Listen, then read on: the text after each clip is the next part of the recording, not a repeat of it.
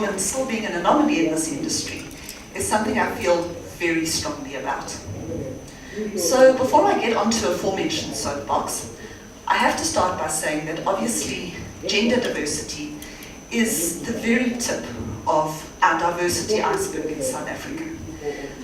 Some of what we will look at here today applies equally across race and gender and disability and LGBTQ, and some of it is very much more focused on gender diversity.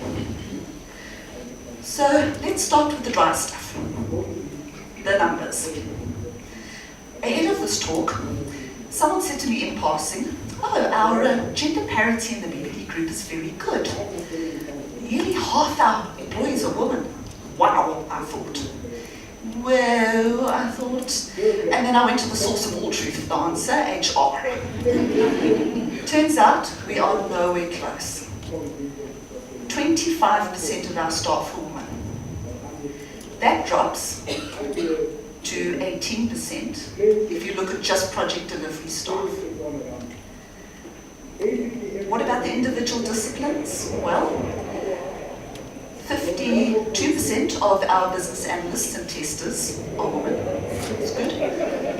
But before you crack out the champagne, we have 361 software engineers in the business. Of those, 37 are women.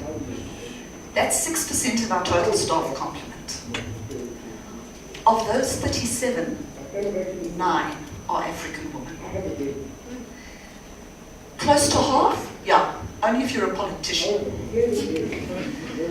So are we lagging behind the developed world down here in sub-Saharan Africa? No.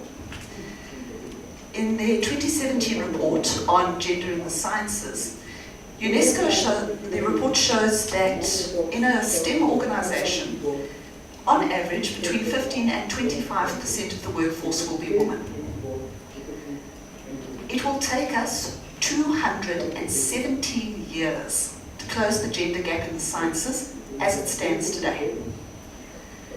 Last year, for the first time ever, fewer women went into the sciences than ever before. Stats SA's numbers are not surprisingly older, but they paint a similar picture. They ran a study on gender in education between 1994 and 2004. And during that period, 4.5 million people went into tertiary education. Of those, just on 1 million went into physical or mathematical sciences or engineering. Of the million, less than a third were women.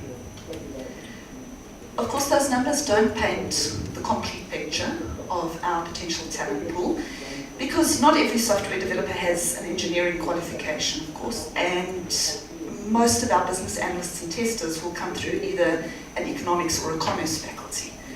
But it tells enough of a story.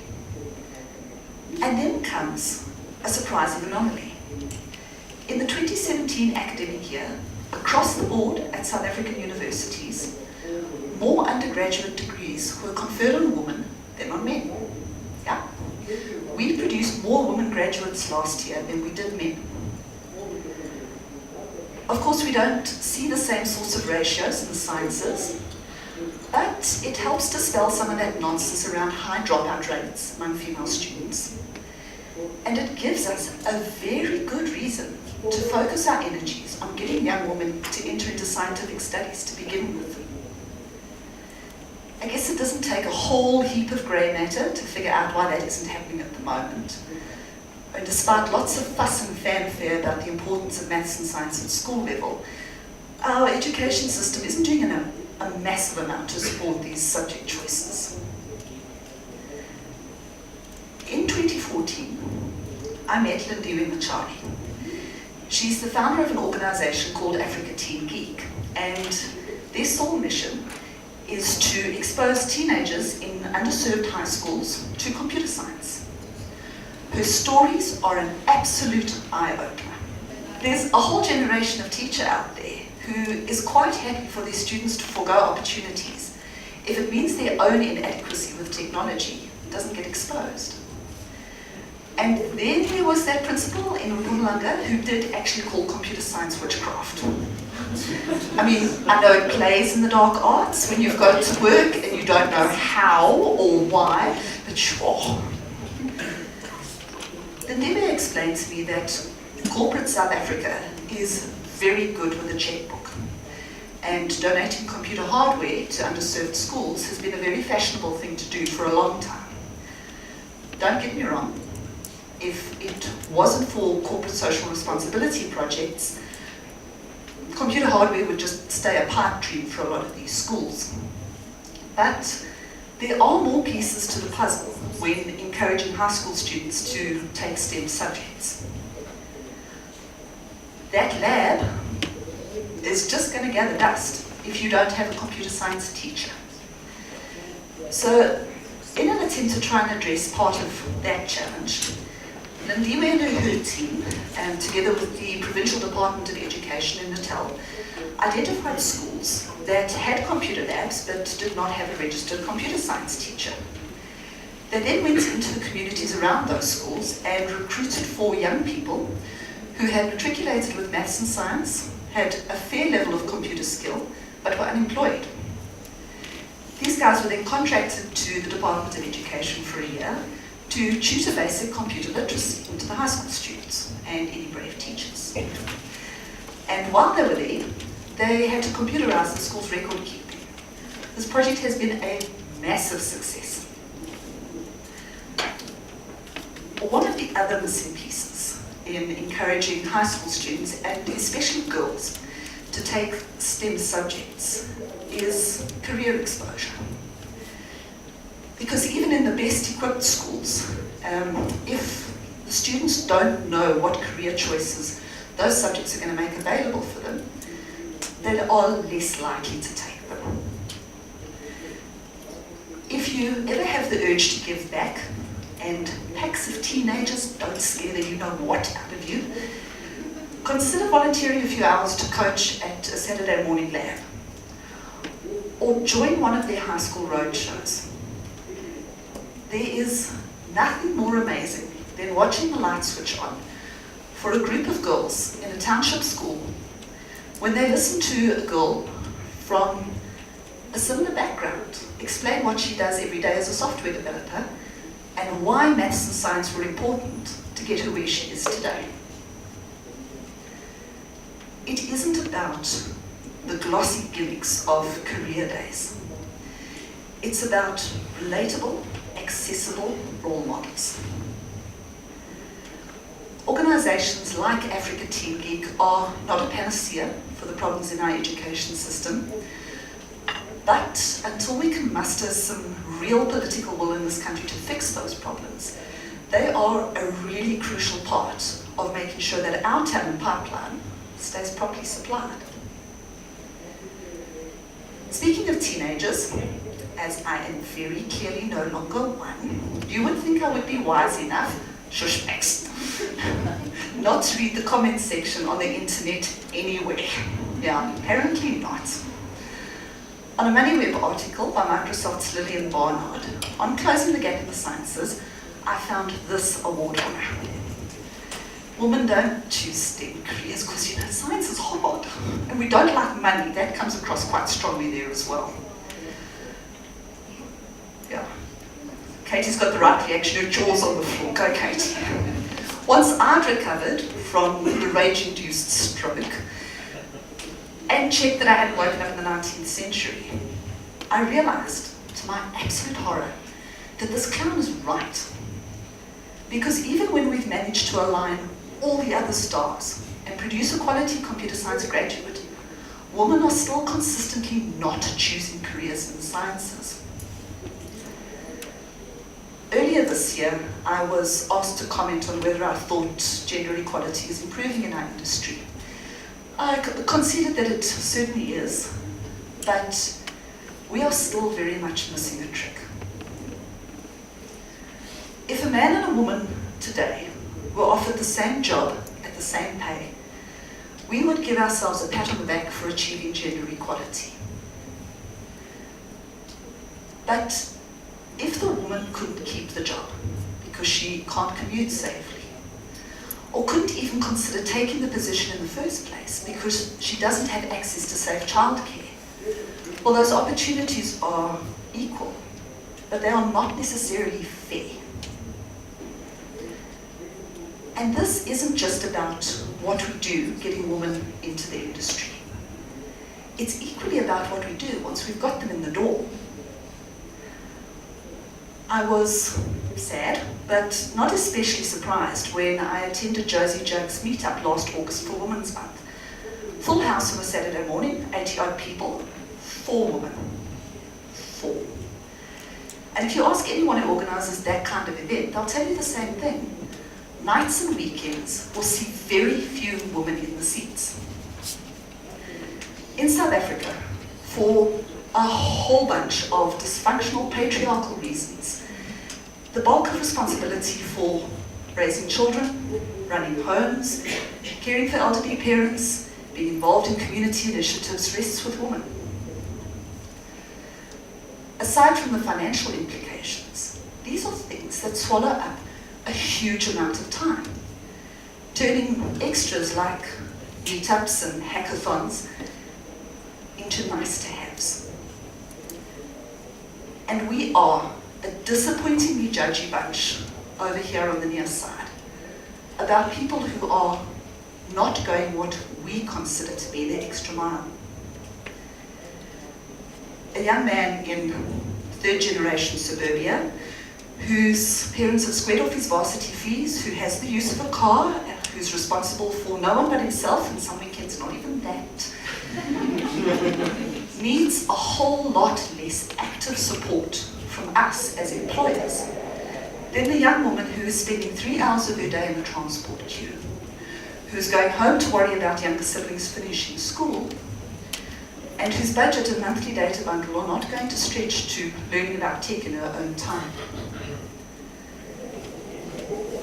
The last few years have seen some really incredible independent initiatives start up to try and provide space for women in the industry who want to improve their coding skills. Africa Team Geek, Girl Code, Pink IT are just some of these. Without exception, these initiatives are run by women who are single-minded about giving teenage girls and young women already in the industry that extra box to stand on. As a dev community, these initiatives are exactly what we need. For the broader ICT industry, these organizations are exactly what we need. As individual employer businesses within that industry, these organizations have given us the one thing we should never have been allowed to have, a get-out-of-jail-free card. Because in providing sponsorship and logistical support to these initiatives, we allow ourselves to outsource the hard graft of providing extra support to people in our own businesses who need it most. It's like other social responsibilities. We spend the money, we commend ourselves for doing our bit, and then we carry on the way we always have. Chicken and Pig decide to open a restaurant. And if you've been on agile training, it's an old joke and I'm not sorry.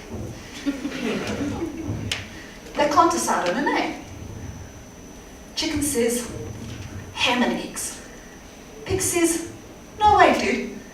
You're involved. I'm committed. This really isn't any different. If we want to see meaningful improvement in gender equality in this industry, there's no room for us as employers to be the chicken. So, if there are things that we could and should be doing to improve equity in the industry, why aren't we doing them? Well, frankly, most of management in this industry has had such a cracking view over that fence for so long, it hasn't occurred to most of them that needing an extra box is even a thing. It seems human beings come with a bit of hard coding, right? Never good. It wants us to classify things. On the harmless end of the scale, That's me obsessively sorting my Smarties before I eat them. On the other end of the spectrum, it sees us wanting to classify people based on perceived similarities. Not just physical similarities, we are putting people into boxes all the time based on our perceptions of their behavior, their temperament, even their intelligence. Can we just pause a moment and admire the beautiful OCD? Beautiful. Anthropologists assure us that actually this is just a coping mechanism. A few millennia back, this was the thing that stopped you flinging open the cave door and inviting in the cannibals. Now, it's what allows us to pre-process some of the barrage of information we're continually faced with. In the workplace, it sees us lean towards putting together teams of people who are similar, both to each other and to ourselves. And it becomes what is called hiring bias. So, interviews are a high-stakes game, right? 60 minutes of Q&A is all you get, on which to base a decision that's going to wreck 2 careers, a project, maybe even a client if your luck is out.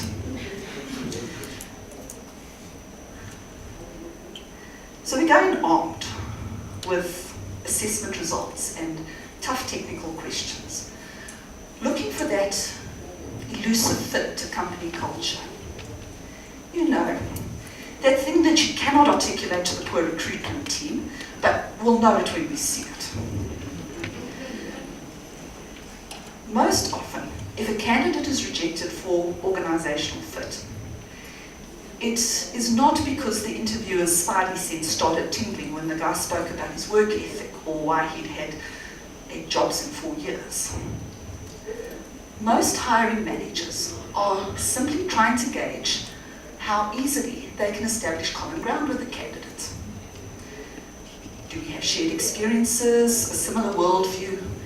Will you fit into my team in a way that I understand? Realistically, when you are talking to someone on the other side of the gender, race, even class divide, that common ground is much harder to find. And in fact, it may not exist at all. Crucially, this does not mean that the person cannot deliver in your environment.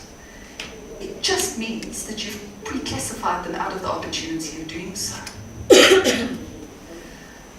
Of course, one of the biggest challenges we face in dealing with hiring bias is admitting that it exists at all. Particularly in STEM, people are promoted into management positions off the back of great technical performance. There are polar opposite views on whether this is right or not, but it's academic, right? Because if the majority of your organization is engineers, there's a pretty good chance this is where your management are coming from.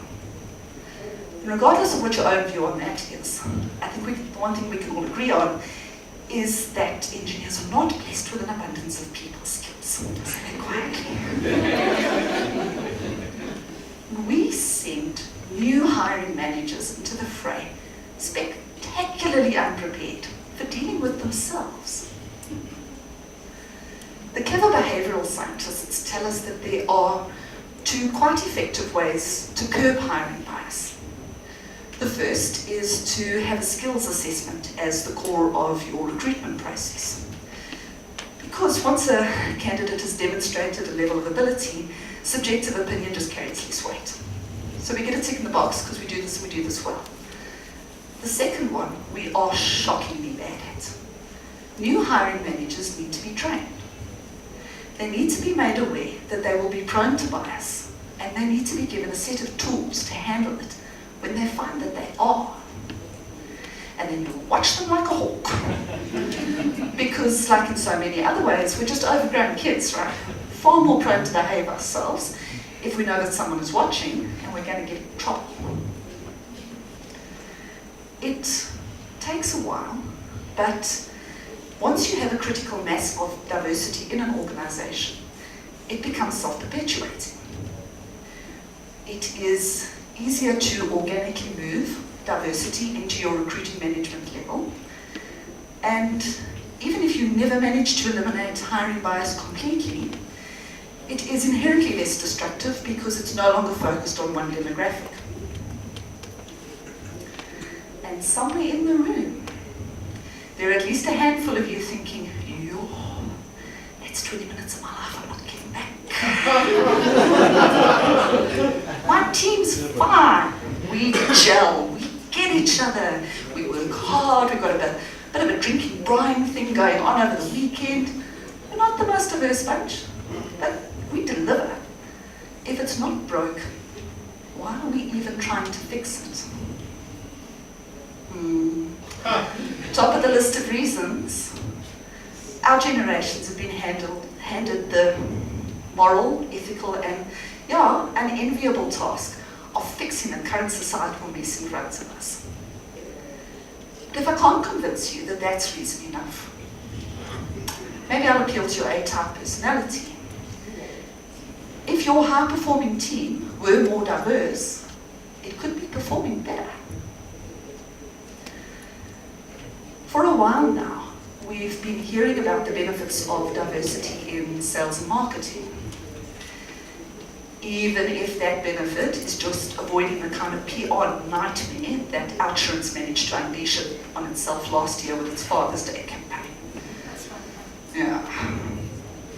But a broader demographic in your product development team means you are more likely to create products that meet your clients' actual needs as opposed to your ideas of their needs. A more diverse sales and marketing team mean you're more likely to create a sales message that your target market will actually hear. At a conference I attended a couple of years ago, I listened to a white middle-aged man talk about the loyalty program that his business was launching in spaza shops. And then I listened to the young black members of that audience take the guy to pieces in the Q&A for not having a clue what he was talking about. So then, I guess the obvious question is, what about a B2B operation like ours? If the decisions for what product is being built, who it's being sold to and how, are in the hands of our clients, why does it matter what our team demographic looks like? It matters because, hey, we're all in this for the money, right? In a 2015 McKinsey report on listed companies, they showed that the top scorers for racial diversity in senior management were 35% more likely to produce a financial return above the industry average. And the top scorers for gender diversity were 15% more likely to produce an above average return. So, what powers that extra performance? Diverse teams perform better because they're uncomfortable. We have another bit of hard coding that psychologists call the fluency heuristic. We are wired up to prefer information that we can process easily. When you work in a homogeneous team, you are hearing ideas that are similar to your own and more easily digestible. It feels less strenuous to work in a team like this, frankly, because it is. Because most of the time your brain is doing this. When your brain is doing this, you can be pretty sure you're not producing your best thinking, right? In a more diverse team, you are confronted with opinions and viewpoints that are different from your own and that you have to work that much harder to process. That extra cognitive load is uncomfortable. And when we're less comfortable, the scientists have proven that we are more likely to focus on the facts in a situation. We will analyze those facts more carefully. And our problem solving is just kicked up and running at a higher level of creativity. Diverse teams produce better results precisely because it's harder to produce them. So aside from missing out on the benefits of diversity, hiring bias can have some other less pleasant side effects. It can be the precursor to herd mentality. So that where a usually homogenous group influences itself into making emotional rather than rational decisions. Ha, no, I hear you say, we're smarter than that. Yeah, all of America wasn't smarter than that. So our industry has a fairly well-deserved reputation of being the gathering place of all geeks. And geekdom as a subculture is seen as a bit of a safe refuge. You won't be picked on for being too smart. You won't be judged for having a hobby that doesn't involve a bicycle. You can be different. It's all good. Until it isn't. This is Kelly Marie Tran. She is an American actress of Vietnamese descent, and she plays a rebel mechanic in Star Wars: The Last Jedi.